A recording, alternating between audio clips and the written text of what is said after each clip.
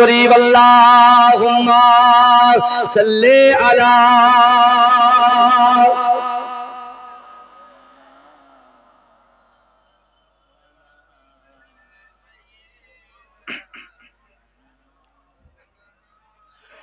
आखिरी रसूल तुमी नबी अकराम तोमार कदमे मोर हजारो सलाम नबी तोमार कदमे मोर हजारो सलाम जोरे बोलुन बाबा जी जोरे होबे ना सुबहानाल्लाह एटी जोरे होबे ना आखिरी रसूल तुमी नबी अकराम तोमार कदमे मोर हजारो सलाम नबी तोमार कदमे मोर हजारो सलाम बनेर हरिण आसमान जमीन सबाई तोमार चिनेछे सबाई तोमाय चिनेछे ओई आकाशेर मेघमाला छाया तोमार करेछे छाया तोमार करेछे बनेर हरिण आसमान जमीन सबाई तोमाय चिनेछे ओई आकाशेर मेघमाला छाया तोमार करेछे छाया तोमार करेछे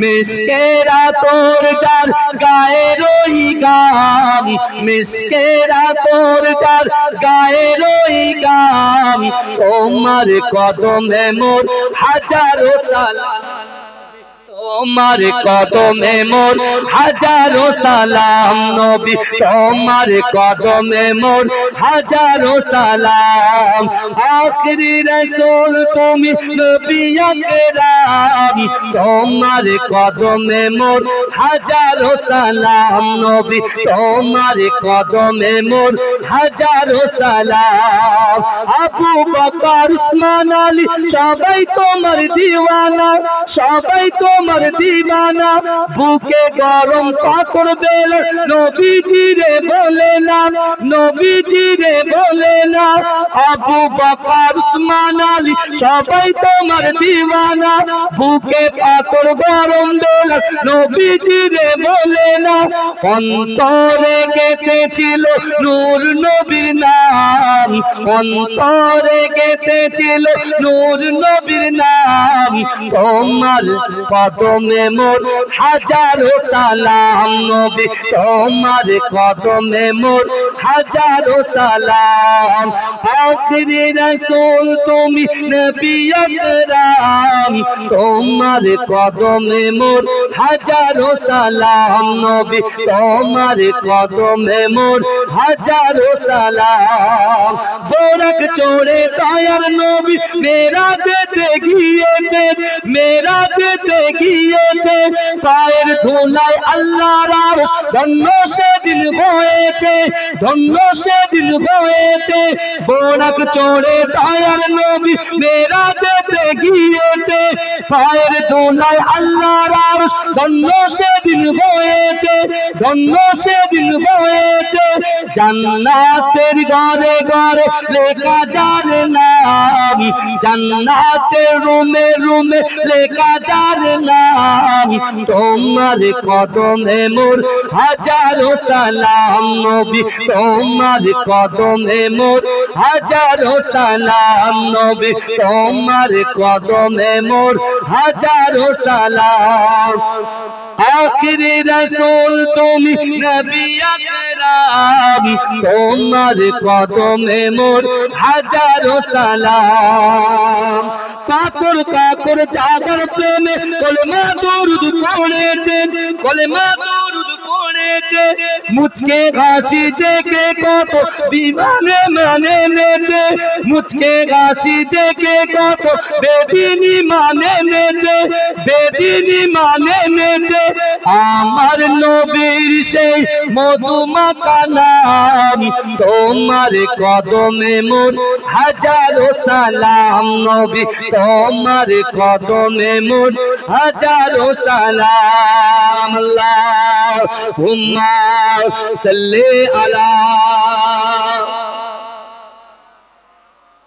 কমিটির ছেলেরা কেউ আছে এসে তো উঠে গেলেন একবার দেখা করো আমার সাথে এসো আমার কাছে এসো দরুদ শরীফ পড়েন আল্লাহুম্মা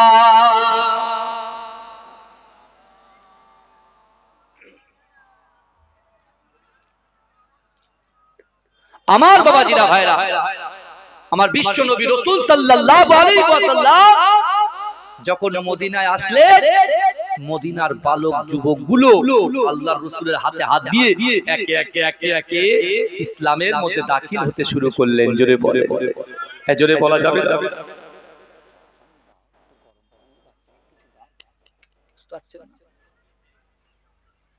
আমার বাবাজিরা, এখন বিশ্ব নবী রাসূলুল্লাহ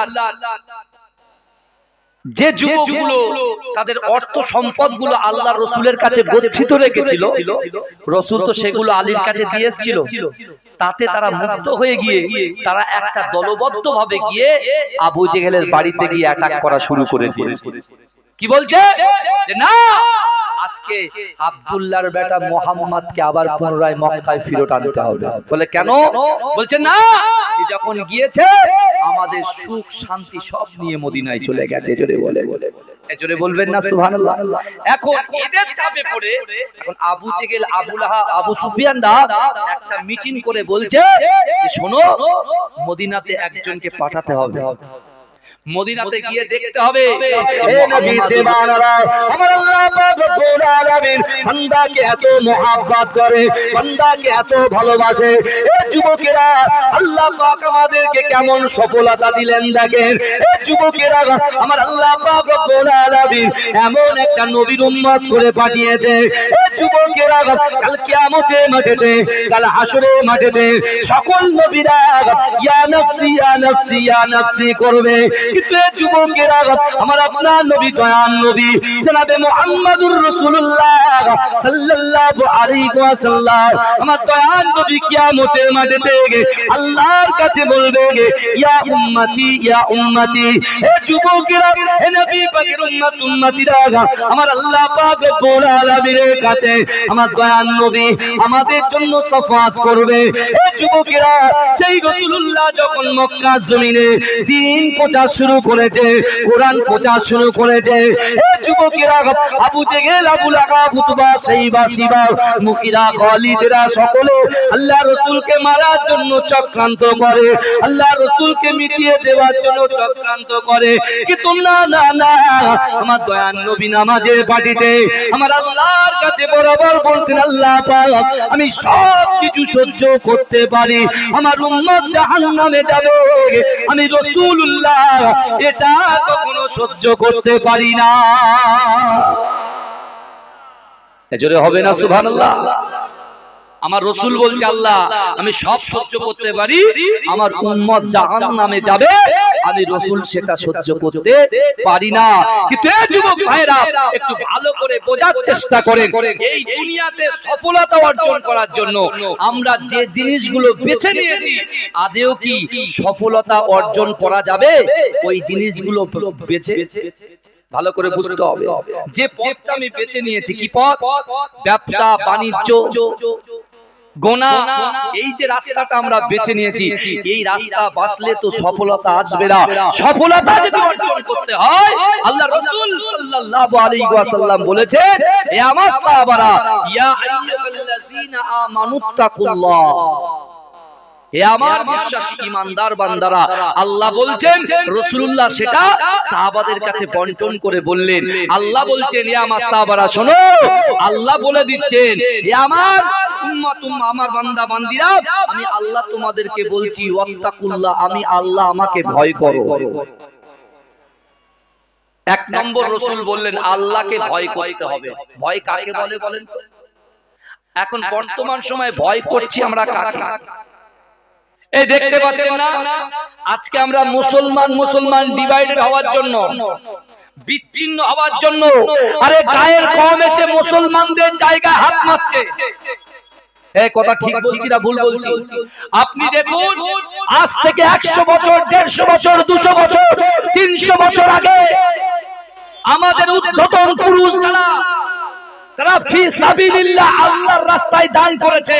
কেউ কবরের জমি দান করেছে, কেউ মসজিদের জমি দান করেছে, কেউ মক্তবের জমি দান করেছে, কেউ খানকার জমি দান করেছে, কেউ এতিমদের কাছে দান করেছে, কেউ সুন্দর ইসলামিক প্রতিষ্ঠান করার জন্য দান করেছে।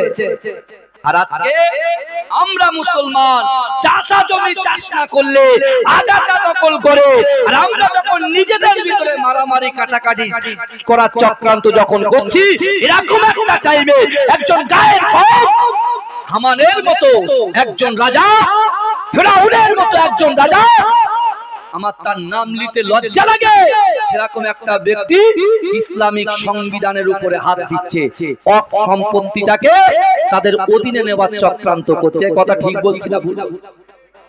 তা এখন আমরা চাইবো কার কাছে? আমরা তো শুধু শহীদ মিনারে ছুটছি, এই কথা শুধু শহীদ মিনারে ছুটছি, নয় করে দুটো প্রোগ্রাম হয়ে গেল, আবার 19 তারিখে একটা হবে। একটা জিনিস ভালো করে বুঝতে হবে, আজকে যদি আমরা মুসলমান, কুল্লু মুসলিমুন ইখওয়ান, একটা মুসলমান অপর মুসলমানের ভাই, এ যুবকেরা বিশ্বাস করো, এই সম্পত্তিটাকে মিটিয়ে দেওয়ার জন্য যে চক্রান্ত গায়ের কম সরকার চালাচ্ছে, আমি তাদের পিলাউলাদ হিসেবে বলে গেলাম, বিশ্বাস করুন, আজকে আমাদের যুবক সমাজ, আমাদের মুরব্বী থেকে শুরু করে আমরা যদি মুসলমানরা এক জায়গায় হয়ে যায়, যেমন নামাজের পার্টিতে যখন দাঁড়ায়, কে গরিব, কে বড়লোক, কে আমির, কে ফকির, আমরা যাচাই বাছাই করি না। আমরা যখন ঈদের নামাজে দাঁড়াই, ঈদের নামাজের কাতারে কে বড় লোক, কে গরিব লোক, কার পয়সা আছে, কার অর্থ আছে, কে মদ খায়, কে সুদ খায়, কে হারাম খায়, আমরা যাচাই বাছাই করি না। কিন্তু এই যুবকেরা বিশ্বাস করো, আজকে যদি ইয়াকুব সম্পত্তিটাকে আমরা সকলে সম্মিলিতভাবে আওয়াজ তুলি, আমার আল্লাহ বলছে, বান্দা মান কানা লিল্লাহি কানাল্লাহু লাহু, যে ব্যক্তি আমার হয়ে যায়, আমি আল্লাহ তার হয়ে যায়।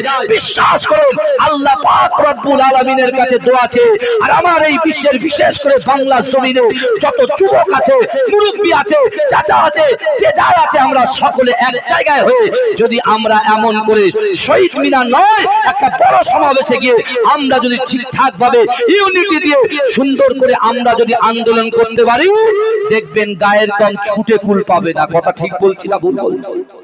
এই কথা বলেন, কারণ আমাদের ভিতরে তো মারপিট লাগিয়ে দিচ্ছে, ঝামেলা লাগিয়ে দিচ্ছে, যে মুসলমান এক জায়গায় হলে, মুসলমান এক জায়গায় হলে আমরা কেউ টিকে থাকতে পারবো। আর আল্লাহ বলছে, বান্দা যারা সত্যিকারে আমাকে ভয় করবে, দুনিয়ার জীবনে অর্থ দিয়ে, সম্পদ দিয়ে তাকে কেউ কিনতে পারবে না, উপঢৌকন দিয়ে তাকে কিনতে পারবে না। এই কথা ঠিক বলছি না ভুল বলছি বাবাজি? এখন আল্লাহ বলছে, বান্দা তোমরা অতি দ্রুত অগ্রসর হও, আমি আল্লাহ আমার ক্ষমার দিকে। আপনি বলুন তো দেখি, দান করলে আল্লাহ খুশি হয় কি হয় না? এটা কথা বলেন বাবাজি। দান করলে আল্লাহ খুশি হয়, আবার যখন ওই দান করা জিনিসটা যদি মানুষ ফিরিয়ে নেয়, তা আল্লাহ তার উপরে খুশি হয় না বেজার হয়? বেজার হয়। আবার একজন ব্যক্তি মসজিদে দান করেছে আল্লাহর ঘরে, সেই আল্লাহর ঘরে নামাজ আদায় হচ্ছে, সেখানে আল্লাহ খুশি হচ্ছে। এখন ওই মসজিদটা যদি ঘেরাও করে নিয়ে বলে যেটা মসজিদ ছিল না, অন্য কিছু ছিল, তাহলে আল্লাহ পাক অখুশি হবে কি হবে না? এই যুবকেরা ভালো করে শোনো, আজকে মিরুবাড়ি ঘোরার সময় হচ্ছে, এমন একটা দিন আসতে চলেছে যেদিন কিন্তু আমাদের খুব কঠিন পরিস্থিতির দিন আসবে। যদি আমরা নামাজের প্রতি না হতে পারি, যদি আমরা আমাদের জীবনের থেকে রাসূলুল্লাহকে বেশি মহব্বত না করতে পারি, আল্লাহকে যদি ভয় না করতে পারি, একদিন কিন্তু আসবে আমাদের কেউ বাঁচানোর লোক থাকবে না। কথা ঠিক বলছি না ভুল বলছি? যদি বাঁচতে চাই, আসুন ভাই বসেন, কিছু কথা শুনে যান, কিছু কথা শুনে যান, কিছু নিয়ে যান। যখন জিহাদের ডাক দেওয়া হতো, আরে সাহাবারা সব সময় উৎপেতে বসে থাকতো যে আল্লাহর রাসূল কখন জিহাদে যাবে, আর রাসূলুল্লাহর সঙ্গে জিহাদে গিয়ে আমি শহীদ হয়ে যাব। এটাই ছিল তাদের তামান্না। আর আমাদের তামান্না হচ্ছে কি করে অর্থ কামাবো, কি করে আমার সম্মান দেবে, কি করে আমি নেতা হব, কি করে আমি নেতার একটা বড় জায়গায় পৌঁছে যাব। এটাই হচ্ছে আমাদের নিয়ত। আমরা কোনো উঁচু হতে চাইনি, আমরা উঁচু হতে চাই, ওই জন্য সম্মান কমে যাচ্ছে। যেদিন আপনি নিজেকে ছোট মনে করবেন, সেদিনকে আল্লাহ আপনার ইজ্জতটাকে বাড়িয়ে দেবে। এই জোরে বলেন ভাইজান, কথাগুলো শুনবেন। আল্লাহর রাসূল সাল্লাল্লাহু আলাইহি ওয়াসাল্লাম যখন কোন জিহাদে যেতেন, সাহাবারা আগাম প্রিপারেশন নিয়ে রাখতেন যে রাসূলুল্লাহ শুধু মুখ দিয়ে উচ্চারণ করবে, আমরা রাসূলুল্লাহ সামনে গিয়ে হাজির হয়ে যাব। জোরে বলে বলে বলে আমার ভাইরা, তাহলে আজকে আমাদের এই অবস্থা কেন? আজকে এত জলসা করছে, আমার যুবকরা কেন বসে না? মুরব্বীরা বসছে, যুবকরা বসছে না কেন? তার কারণ হচ্ছে শয়তান তাদেরকে এমন ভাবে সুন্দর করে বানিয়ে নিয়েছে যে তাদেরকে এই জান্নাতের বাগান পর্যন্ত বসতে দেয় না। কারণ ইবলিস শয়তান আমার রাসূলকে মারার জন্য যখন আবু জেহেল, আবু লাহাব, উতবা, শাইবা, শিবা, মুগিরা, খালিদ এরা যখন দারুন নাদওয়াতে বসে আল্লাহর রাসূলকে মারার চক্রান্ত করছিল, সেই সময় ইবলিস শয়তান গিয়ে এই প্রথমে বলেছিল যে মুহাম্মদকে তোমরা যদি জেলবন্দি করে দাও তাহলে হবে না, মুহাম্মদকে অন্য দেশান্তর করে দেবে তাও হবে না, কারণ মুহাম্মদ যেখানেই যাবে সেখান থেকে ইসলাম শুরু হয়ে যাবে। জোরে বলে, অর্থাৎ তাকে পুরো কি করে দিতে হবে? মেরে ফেলতে হবে। এখন কথা হলো আজকে যারা গায়ের কম, বিশেষ করে যারা বিশাল ক্ষমতা কেন্দ্রে বসে বসে হাত চালাচ্ছে, জনগণের টাকা নিয়ে, জনগণের মাল সামান নিয়ে যারা হাত চালাচ্ছে, আমি তাদেরকে বলতে চাই বিশ্বাস করেন একটা জিনিস মনে রাখবেন, আমার আল্লাহ যদি কোনো বান্দার পাশে থাকে দুনিয়ার কোন শক্তি সেই বান্দাকে ক্ষতি করতে পারবে না। কথা ঠিক না ভুল? আপনি মিলিয়ে নেন, আপনি মিলিয়ে নেন। আমার রাসূলকে মারার চক্রান্ত করেছিল, পুরো বাড়িটা ঘিরে ধরেছিল। হে যুবকেরা, আর ঈমান দেখেন কাকে বলে? আমাদের ঈমান মুখে বলছি লা ইলাহা ইল্লাল্লাহ মুহাম্মাদুর রাসূলুল্লাহ, 5 ওয়াক্ত নামাজ গ্যাপ, মুখে বলছি লা ইলাহা ইল্লাল্লাহ মুহাম্মাদুর রাসূলুল্লাহ। খানকায় যখন কোন জিকিরের মজলিস হচ্ছে দেখা যাচ্ছে সব 70 বছরের ঊর্ধ্বে, 50 বছরের ঊর্ধ্বে, কারণ আমার 17 থেকে 30 বছরের ছেলেদেরকে খুঁজে পাওয়া যায় না। আমরা মুখে বলছি লা ইলাহা ইল্লাল্লাহ মুহাম্মাদুর রাসূলুল্লাহ, কিন্তু আপনি দেখেন ঠিক ঠিক জায়গায় আমার যুবকরা ব্যর্থ। কিন্তু হ্যাঁ,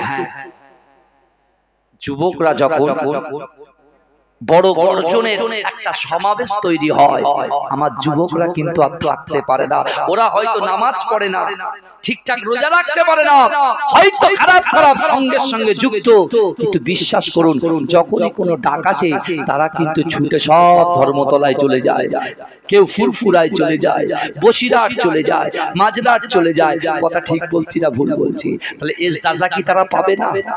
এই কথা বলেন না আমার ভাইজানেরা, এ নবী পাকের উম্মত উম্মতিরা, এ নবী দেওয়ানারা, বিশ্ব নবী রাসূলুল্লাহ সাল্লাল্লাহু আলাইহি ওয়াসাল্লাম মদিনার মসজিদে নববী শরীফে সর্বপ্রথম যখন গিয়েছিলেন, ও যুবকেরা, আল্লাহ রাসূল সাল্লাল্লাহু আলাইহি ওয়াসাল্লামের একজন সাহাবা, এ যুবকেরা, যার নাম হচ্ছে ওমর ইবনে জামু, এ যুবকেরা, ওই ওমর ইবনে জামু ছিল খোড়া সাহাবা।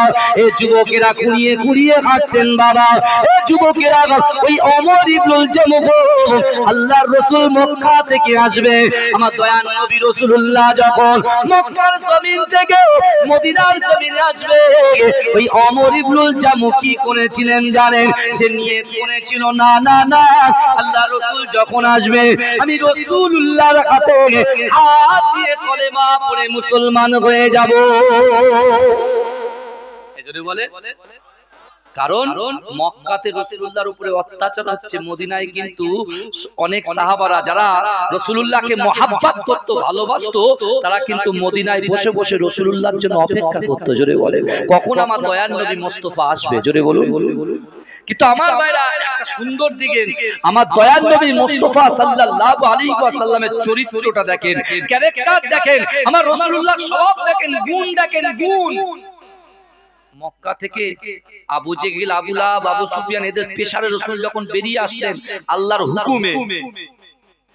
হুকুমে যখন আসলেন, আর এই সময় আল্লাহর রাসূলের হাতে হাত দিয়ে বাচ্চা যুবক সাহাবা হযরত সালাবা, মাত্র 16 বছরের সাহাবা, সে রাসূলুল্লাহর হাতে হাত দিয়ে কলেমা পড়ে মুসলমান হয়েছে। জোরে বলে, মাত্র 18 বছরের সাহাবা হযরত তালহা রাদিয়াল্লাহু তাআলা আনহু আল্লাহর রাসূলের হাতে হাত দিয়ে কলেমা পড়ে মুসলমান হয়েছে। জোরে বলে। আর একজন ব্যক্তি তার বাড়ি মদিনা শরীফ থেকে অনেক দূরে, সে এক পায়ে ভর করে খুঁড়িয়ে এই ওমর ইবনে জামু এই সাহাবাটা আল্লাহর রাসূলের কাছে এসে অঝর নয়নে কাঁদতে বলছে, ইয়া রাসূলুল্লাহ, বহুদিন প্রতীক্ষায় ছিলাম, আমি সব সময় আল্লাহর কাছে বলতাম, আল্লাহ আমার মৃত্যু দেবে দেবেন না যতক্ষণ রাসূলুল্লাহর হাতে হাতে ছোঁয়া না পাবো। জোরে বলে। আমি প্রথমে বলেছি ইন্নামাল আমালু বিল খাওয়াতিন, প্রত্যেকটা জিনিস নিয়তের উপরে নির্ভরশীল। ভালো করে বুঝবেন কথা। রাসূলুল্লাহ মক্কা থেকে মদিনায় চলে এসেছে, এইবারে মক্কার লিডার যারা বড় বড় তারা যখন দারুন নাদুয়ায় বসে আছে আর মক্কার যুবকগুলো এবার লেগে গেছে, খোঁচে গেছে। মক্কার যুবকগুলো খোঁচে গিয়ে বলছে আব্দুল্লাহর বেটা মুহাম্মদ মুস্তাফা সাল্লাল্লাহু আলাইহি ওয়াসাল্লাম মক্কার জমিনে যখন হেঁটে হেঁটে যেত, আমাদের যদি মনটা খারাপ হতো তার মুখের দিকে তাকাতাম, আমাদের মনটা চাঙ্গা হয়ে যেত। জোরে বলে। আমাদের সঙ্গে কারুর যখন ঝগড়া লেগে যেত, সাথে সাথে তিনি মিডিলে এসে এত সুন্দর কিছু কথা নসিহত করে দিত, আমাদের ঝগড়া ছেড়ে দিয়ে ভাতৃত্ব একজনের হাতে আর একজনের হাত দিয়ে আমাদের মীমাংসা করে দিত। জোরে বলে। আর মক্কার জমিনে এরকম কোন লোক খুঁজে পায়নি, হয়তো মুহাম্মদ সাল্লাল্লাহু আলাইহি ওয়াসাল্লামকে নবী বলে মানেনি, আল্লাহর নবী বলে মানেনি, হ্যাঁ কোরআনকে মানেনি, কিন্তু তার প্রতি একটা অগাধ বিশ্বাস ছিল। কারণ আমরা আমাদের আমানতটা তার হাতে জমা রাখতাম। আমাদের অর্থ সম্পদগুলো আজকে আমরা না আবু জেহেলের কাছে রাখতে ভয় পাই, আবু সুফিয়ানের কাছে রাখতে ভয় পাই, আবু লাহাবের কাছে রাখতে ভয় পাই, কারণ এরা কথা দিয়ে কথা রাখতে পারে না। আমি আমার যে সম্পত্তি, আমার যে অর্থ, সেই অর্থগুলো আমি কার হাতে তুলে দিই? বিশ্বনবী মুস্তাফার হাতে তুলে দিই, কারণ সেই মুস্তাফা কখনো ওয়াদা বেখেলাফ করতো না। ওয়াদা বেখেলাফ করতো না, যেটা কথা দিত সেই কথাটাই রাখতো। জোরে বলবেন না। আল্লাহর রাসূলের আদর্শ যদি আমাদের আদর্শ হয়ে যায়, আল্লাহর রাসূলের আদর্শ যদি আমাদের আদর্শটা হয়ে যায়, রাসূলুল্লাহর আদর্শটা যদি আমরা নকল করতে পারি, বিশ্বাস করেন দুনিয়ার জমিনে আমার আপনার আর কোনো অভাব থাকবে না। জোরে বলে। অভাবই থাকবে না। কিন্তু আজকে আমরা রাসূলুল্লাহ সেই আদর্শটাকে ফলো করতে পারছি না। আমার ভাইজানেরা, এ নবী পাকের উম্মত উম্মতিরা, এ নবী দেবানরা, বিশ্ব নবী রাসূলুল্লাহ যখন মদিনায় চলে আসলেন, এ যুবকেরা, মক্কার ওই সকল যুবকেরা বলছে না না, আবু জেহেল আবু লাহাবরা আল্লাহর রাসূলকে মারার জন্য তার ঘরটা যে ঘিরে রেখেছিল, তার ঘরটাকে এমন করে দড়িয়ে দেওয়ার চক্রান্ত করেছিল, কিন্তু না না না, সেই মুহাম্মদ মুস্তাফার হাতে আমাদের রেখে যাওয়া আমাদের অর্থ সম্পদগুলো তার কাছে গচ্ছিত রাখা আছে, আমরা সেটা কোথায় পাবো? মুহাম্মদ তো এমন করে মদিনায় চলে গেছে। এ যুবকেরা, এ নবী পাকের উম্মত উম্মতিরা, আল্লাহর রাসূল কেমন আমানতদার ছিলেন দেখেন। আমার দয়ার নবী রাসূলুল্লাহ তার সাহাবা আলীকে ডাকলেন, ও বাবা আলী, আমি রাসূলুল্লাহ, আমার সঙ্গে তুমি একটু সাক্ষাৎ করো। আলী হুজুর রাসূলুল্লাহর সামনে হাজির। আল্লাহ রাসূল বলছে, আলী না না না, আজই খবর হয়েছে আমার মক্কা থেকে মদিনায় চলে যেতে হবে। ও আলী তুমি শোনো, মক্কার যুবকগুলো, মক্কার মুরব্বিগুলো, আমি রাসূলুল্লাহকে মহব্বত করে ভালোবেসে তাদের গচ্ছিত সম্পদগুলো আমি রাসূলুল্লাহ আমার কাছে আমানত হিসেবে রেখেছে। না না না, তারা তো আমাকে বিশ্বাস করে না ঠিকই, কিন্তু আমার উপরে তারা ভরসা করে।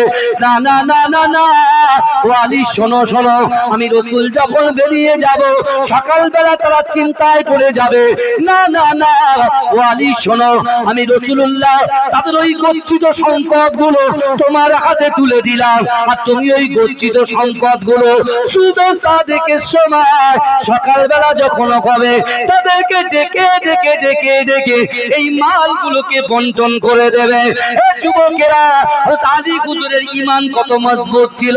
এ যুবকেরা, এ আমার আম্মা জানো বোনেরা, একটু ভালো করে বোঝার চেষ্টা করেন আলী হুজুরের ঈমানের কত পাওয়ার হয়েছিল। আল্লাহ রাসূল বলেছিল আলী না না না, আজকে রাতের বেলা কাফেররা কিন্তু আমার ঘর ঘিরে ধরবে, যে কোনো মুহূর্তে আমাকে কতল করার চেষ্টা করবে, কিন্তু না না না, আমি রাসূলুল্লাহ তো আমার বেড়ে থাকবো না, আমার জায়গায় তোমাকে থাকতে হবে। ওই সময় আলী বলেছিল ইয়া রাসূলুল্লাহ হাবিবাল্লাহ, না না না, আমি আলী আমার জীবনের থেকে আপনাকে বেশি মহব্বত করি, ইয়া রাসূলুল্লাহ হাবিবাল্লাহ, আমি মরতে রাজি আছি, না না না, কিন্তু আপনার অসম্মান হবে এটাতে আমি কখনো রাজি না। এজন্য বলে গায়ের কম কিন্তু আমার রাসূলকে অসম্মানিত করছে, আর আমরা শুধু ছেড়ে দিই। সেই স্ত্রী শুয়ে রয়েছে আর ডাকাত ডাকাতি করে, বুঝলেন, ডাকাত ডাকাতি করে চলে যাচ্ছে। তাই স্ত্রী বলছে জানো তো আমি দেখছিলাম। বলে কি দেখছিলে? বলে কেন, আমার মাথার কাছ থেকে চাবিটা নিয়ে চোর চুরি করছে, আমি চাইলে দাঁড়াও আর একটু কি করে দেখি। এরকম দেখতে দেখতে দেখতে ও যেরকম দৌড়ে পালাবে তা কে জানে। আর আমরা বলছি দাঁড়াও এখনো সময় আছে, আমরা ইউনিটি এক জায়গায় হব হব হব হব, এরকম করতে করতে সব যখন হয়ে যাবে সব শেষ। কথা ঠিক না ভুল? এখনো আমাদের সজাগ হতে হবে। এই যুবকেরা বিশ্বাস করো, এই চার কলিজার ভিতরে আল্লাহর ভয় থাকবে, রাসূলুল্লাহর মহব্বত থাকবে, আর বিশেষ করে নামাজের মাসাল্লায় বসে অন্তরের কথা, দুঃখের কথা, আপনার স্বপ্নের কথা, উদ্দেশ্যের কথা, আকাঙ্ক্ষার কথা যদি আল্লাহর সঙ্গে বলে, আমার রাসূল বলেছে ১৫০০ বছর আগে, আমি রাসূল বলছি তোমাদের অসম্ভব জিনিসগুলোকে আল্লাহ সম্ভব করে দেবে। জোরে বলে। আর ইমানদার কখনো কাউকে ভয় পায় না। যারা দুর্বল, ওই মুসাইলামা কাজ্জাব, বুঝতে না, এদের মতো ব্যক্তি যারা, উবাই ইবনে সুলুল, এদের মতো ব্যক্তি যারা, এরা কি করবে বলেন তো? এই ময়দানে যাবে, ইমাম সাহেবকে রেখে আবার পালাবে, যে মার খান আপনি খান, আমরা বেঁচে যাই। কিন্তু এ তো বোঝে না মৃত্যুর পরে আরেকটা জীবন আছে আমাদের। কথা বলেন না, মৃত্যুর পরে দুনিয়া তো আমরা মৃত্যুবরণ করব, কিন্তু আখিরাতে তো মৃত্যু হবে না আমার আপনার। আপনি যদি জান্নাতে যান সারা জীবন জান্নাতে থাকবেন, আর আপনি যদি জাহান্নামে যান সারা জীবন আপনার বেঁচে থাকতে হবে। মাত্র একটা যুবক ছেলে যখন একটা স্মোক করে বা স্মোকিং করে, যখন সিগারেট ধরাতে গিয়ে যখন দেশলাইটা ঠোকে, জাস্ট ওই কোনটা খুলে যদি একটু চোখে যায়, শেষে জ্বালা সহ্য করতে পারে।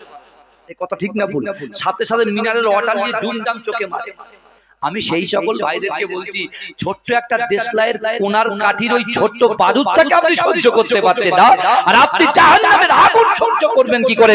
এদিকে আপনার ভয় আছে, আপনি চোখে পানি মারছেন, তাহলে আপনি যদি নামাজ না পড়েন, আপনি যদি রোজা না করেন, আপনি যদি যাকাত না দেন, আপনি যদি দান খায়রাত না করেন, আপনি যদি রাসূলুল্লাহকে মহব্বত না করেন, আপনি যদি আল্লাহকে ভয় না করেন, আপনি যদি গীবত গিল্লা করেন, আপনি যদি পরকিয়া করেন, আপনি যদি গালাত গালাত ভিডিও, গালাত গালাত সিনেমা যদি দেখেন, এই যুবকেরা আপনি বলেন আপনার তো ওই জাহান্নামে গিয়েই তো কষ্ট ভোগ করতে হবে।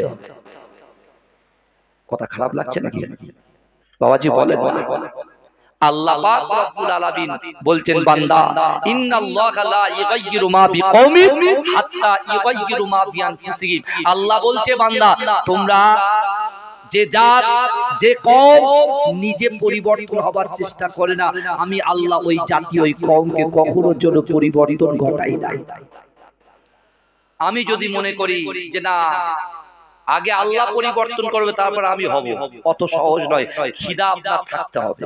ক্ষুধা যদি থাকে আল্লাহ সাহায্য আসবে, কারণ আল্লাহ আমাদেরকে কতটা ভালোবাসে দেখেন। এই যুবকেরা বিশ্বাস করো, কোরআনের সাথে বন্ধুত্ব করো, কোরআনটা খুলে দেখো। তুমি মোবাইলে টাইম দিচ্ছ, ফেসবুকে টাইম দিচ্ছ, হোয়াটসঅ্যাপে টাইম দিচ্ছ, একবার মোবাইলটা খুলে দেখো। আল্লাহ পাক রব্বুল আলামিন কোরআনটা খুলে দেখো। আল্লাহ বলছো বান্দা শোন, আমি আল্লাহ বলছি ওয়াহুয়া মাকুম আইনামা কুনতুম, বান্দা তোমরা যেখানে আমি আল্লাহ সেখানে। জোরে বলে, জোরে বলবেন না? মুমিন বান্দা আল্লাহকে ছাড়া কাউকে ভয় পায় না, আর যদি আল্লাহকে ভয় করে আমরা তো সব থেকে বড় আনন্দদায়ক জিনিস কি হবে? কাল কিয়ামতের মাঠে আমার রাসূলুল্লাহ হাত ধরে দয়ার জান্নাতে নিয়ে যাবে, এই সবটা তার পূরণ হয়ে যাবে। জোরে বলে। শর্ত কি? আল্লাহকে ভয় করতে হবে, রাসূলকে মহব্বত করতে হবে, আর নামাজের পাটিতে নিজের মনের কথা, নিজের অন্তরের কথা আল্লাহর সঙ্গে শেয়ার করতে হবে। কথা ঠিক বলছি না ভুল বলছি? আলী হুজুর আল্লাহ রাসূল কি করলেন, মালগুলো দিয়ে চলে আসলেন। আলী হুজুর বলছে ঈমান দেখে, আল্লাহ রাসূল বলে গেছে তুমি মদিনায় গিয়ে আমার সাথে সাক্ষাৎ করবে। আলীকে রাসূলুল্লাহ জবান দিয়ে এই কথা বলেছে, তুমি মালগুলো বন্টন করে দিয়ে মদিনায় গিয়ে সাক্ষাৎ করবে। আলী হুজুর তখন বলছে, যখন কাফেররা তাকে ঘিরে ধরেছে, বহু কথা, কাফেররা যখন ঘিরে ধরেছে তখন বলছে আলী তুমি ভয় পাচ্ছ না? ভয় কিসে? আল্লাহ রাসূল জবান দিয়ে যে কথা বলে আসমানের উপরে আল্লাহ কবুল করে নেয় না। আল্লাহ রাসূল জবান দিয়ে বলেছে আলী মাল বন্টন করবে, মদিনায় গিয়ে আমার সঙ্গে সাক্ষাৎ করবে। যতক্ষণ পর্যন্ত আলী মক্কা ছেড়ে মদিনায় রাসূলুল্লাহর সামনে গিয়ে হাজিরা না দেবে, ততক্ষণ পর্যন্ত তোমরা মারা তো দূরের কথা, আজরাইল পর্যন্ত আমার জান কবজ করার সাহস পাবে না। জোরে বলে। এই ছিল তার ঈমান। জোরে বলা যাবে? তাকবীর দিন নারে তাকবীর।